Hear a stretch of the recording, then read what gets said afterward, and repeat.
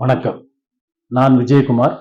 ABN films YouTube channel மூலமாக சிகரம் தொட்ட சினிமா என்ற பகுதியில் மீண்டும் உங்களை சந்திப்பதில் மிக்க மகிழ்ச்சி.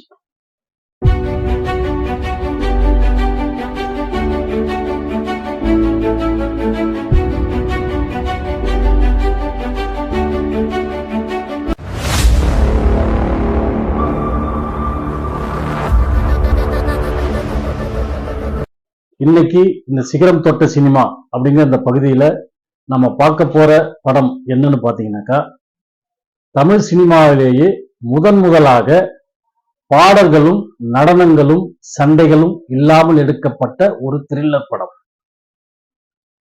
இப்படி கூட ஆரம்பத்திலே எடுத்திருக்காங்களா அப்படின்னு நீங்க யோசிக்கலாம்.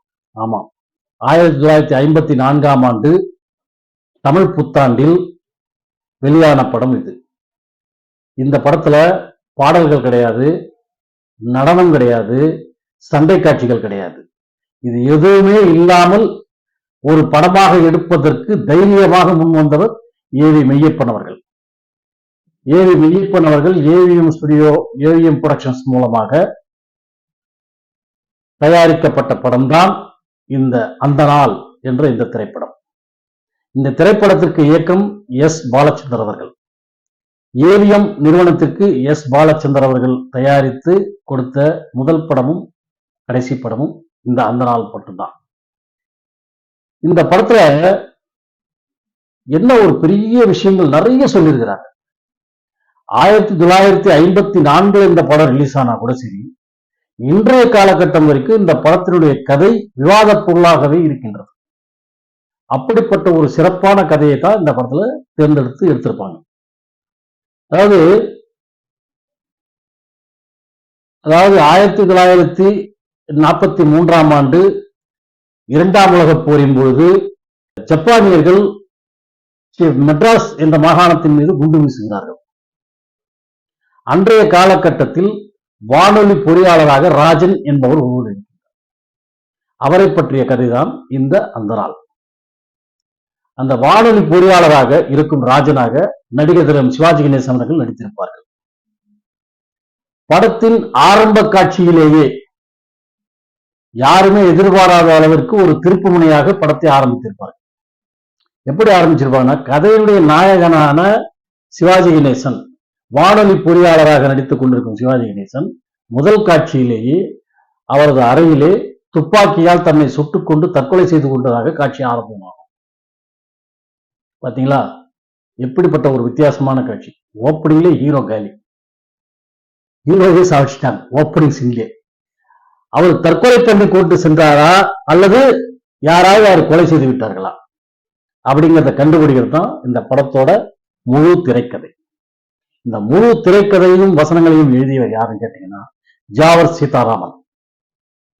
அவர்தான் இந்த படத்தோட முழு கதையும் திரைக்கதையும் உருவாக்கி இதே படத்திலேயே துப்பறியும் இலாக்காவை சேர்ந்த உயர் அதிகாரியாகவும் அவர் நடித்திருக்கின்றார். இந்திய வானொலி பொறியாளர் ராஜனுக்கு மனைவியாக உஷா என்ற பெண்ணாக பண்டரிபாய் அவர்கள் நடித்திருக்கிறார்கள்.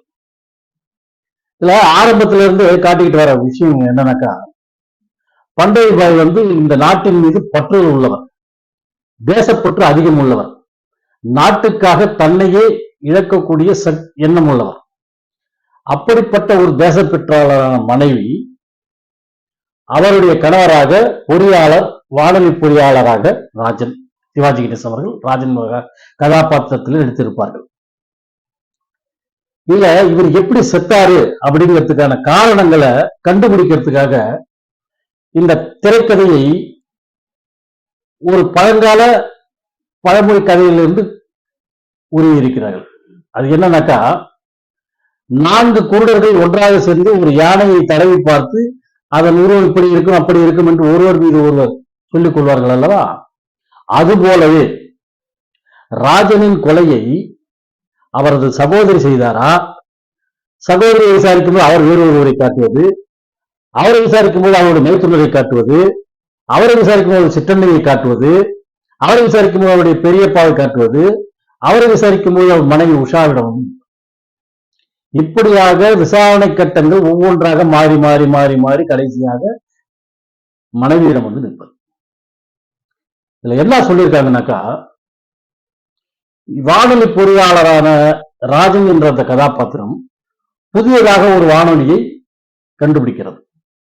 இந்த வானொலியை இந்திய மக்களுக்கு, ஏழை மக்களுக்கு குறைந்த விலையில் விற்பனை செய்ய வேண்டும், அதற்காக அரசாங்கம் இதை அங்கீகரித்து இதை தயார் செய்ய வேண்டும் என்று அவர் முயற்சி செய்கிறார்.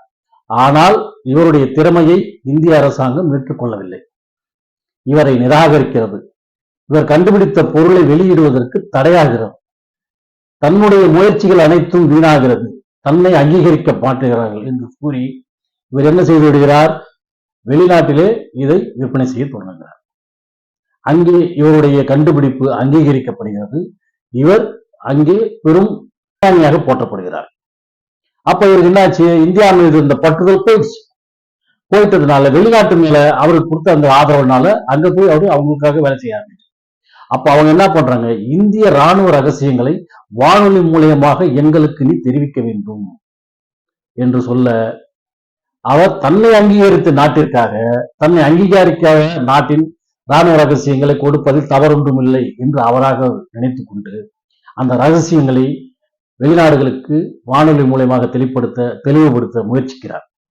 இதை அறிந்து கொண்ட நாட்டுப்பற்றுள்ள அவருடைய மனைவி கணவனை எச்சரிக்கிறார், நீ தேச துரோகம் செய்கிறாய், இந்த நாட்டின் ராணுவ ரகசியங்களை வெளிநாடுகளுக்கு கொண்டு போவதால் நீ தேச துரோகியாகிறாய், அது வேண்டாம், இந்த நாட்டை காப்பாற்ற வேண்டும் என்று சொல்ல, அதற்கு அந்த ராஜன் என்ன சொல்கிறார் என்றால், என்னை அங்கீகரிக்காத இந்த நாடு எனக்கு எதிரினால்தான், என் திறமைகளை போற்றாத இந்த நாடு எனக்கு தேவையில்லை, என்னை அங்கீகரித்து என் திறமையை ஏற்றுக்கொண்ட அந்த நாட்டிற்கு தான் நான் சேவை செய்வேன் என்பது போல் அவர் பேசுகிறார். இதனால் கோபமடைந்த அவரது மனைவி உஷா அவர்கள், உங்களை நான் கொன்று விடுவேன் என்று துப்பாக்கியை எடுத்து காட்டுகிறார். நீ என்னை கொல்வதாக இருந்தாலும் சரி, நான் என் வழியிலிருந்து விலக மாட்டேன், இந்திய தேசத்திற்கு நான் உழைக்க மாட்டேன், இந்த நாட்டை காட்டிக் கொடுப்பதில் எனக்கு எந்த குறையும் இல்லை என்று முடிவு செய்துவிட்டு அதன்படியே அவர் செயல்படுகிறார். இதனால் ஆத்திரமடைந்தவர் சுட வேண்டாம் என்று நினைத்தாலும் அவர் விரல் பட்டு துப்பாக்கி குண்டு ராஜனின் மீது பட்டு விடுகிறார். இப்படியாக இந்த கதையை முடிக்கிறார்.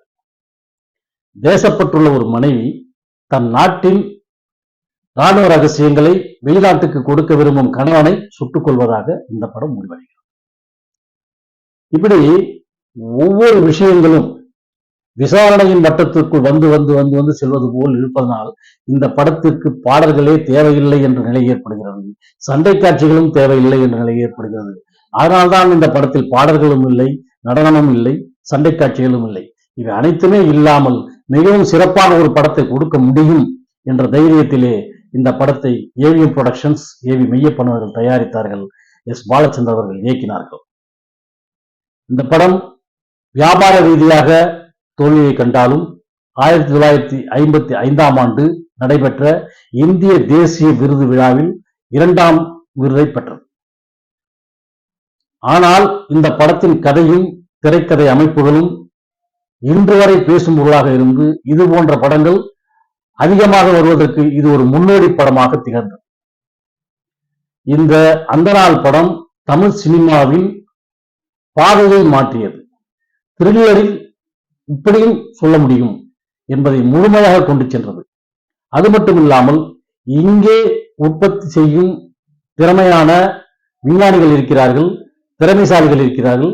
இந்த திறமைகளை நம் நாடு அங்கீகரிக்க வேண்டும், அப்படி அங்கீகரிக்காத பட்சத்திலே அவர்கள் வெளிநாட்டை நாடக்கூடும் என்ற கருத்தையும் சொல்லியிருக்கிறார். இப்படி அனைத்து விதமான விஷயங்களையும் புகுத்தி ஒரு சஸ்பென்ஸ் த்ரில்லராக ரசிக்கக்கூடிய காட்சிகளாக உருவாக்கி, வசனங்களை உருவாக்கி சிறப்பாக எடுத்து 1954ஆம் ஆண்டு தமிழ் புத்தாண்டு தினத்தில் வெளியான இந்த அந்த நாள் என்ற இந்த திரைப்படம் மிகவும் சிறப்பு வாய்ந்த, மதிக்கத்தக்க, மற்ற அனைவராலும் இன்றைய சூழ்நிலையில் இருப்பவர்களாலும் பாராட்டக்கூடிய ஒரு படமாக இருக்கிறது என்ற அந்த நாள் என்று கூறி விடைபெறுகிறேன். நன்றி, வணக்கம்.